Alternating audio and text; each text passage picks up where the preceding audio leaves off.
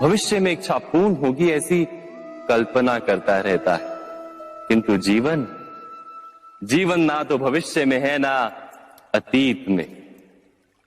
जीवन तो इस क्षण का नाम, अर्थात इस क्षण का अनुभव ही जीवन का अनुभव। पर हम ये जानते हुए भी इतना सा सत्य समझ नहीं पाते। या तो हम बीते हुए समय के स्मरणों को घेर कर बैठे रहते हैं, या फिर आने वाले समय के लिए हम योजनाएं बनाते रहते हैं। और जीवन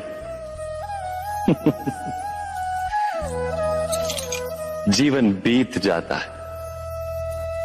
एक सत्य यदि हम हृदय में उतार लें कि ना हम भविष्य देख सकते हैं, ना ही भविष्य निर्मित कर सकते हैं, हम तो केवल धैर्य और साहस के साथ भविष्य को आलिंगन दे सकते हैं, स्वागत कर सकते हैं भविष्य का। तो क्या जीवन का हर पल जीवन से नहीं भर जाएगा? स्वयं विचार कीजिए।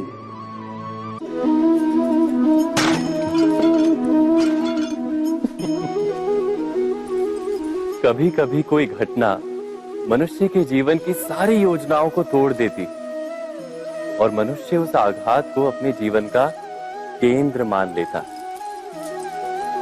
पर क्या भविष्य मनुष्य की योजनाओं के आधार पर निर्मित होते हैं? नहीं। जिस प्रकार किसी ऊंचे पर्वत पर सर्वप्रथम चढ़ने वाला उस पर्वत की तलाई में बैठकर जो योजना बनाता है, क्या वही योजना उसे उस पर्वत की चोटी तक पहुंचाती है? नहीं। वास्तव में वो जैसे जैसे ऊपर चढ़ता है वैसे वैसे उसे नई नई चुनौतियां, नई नई विडंबनाएं, नए नए अवरोध मिलते हैं। प्रत्येक पद पर वो अपने अगले पद का निर्णय करता है। प्रत्येक पद पर उसे अपनी योजनाओं को बदलना पड़ता है। कहीं पुरानी योजना उसे खाई में ना ढकेल दे।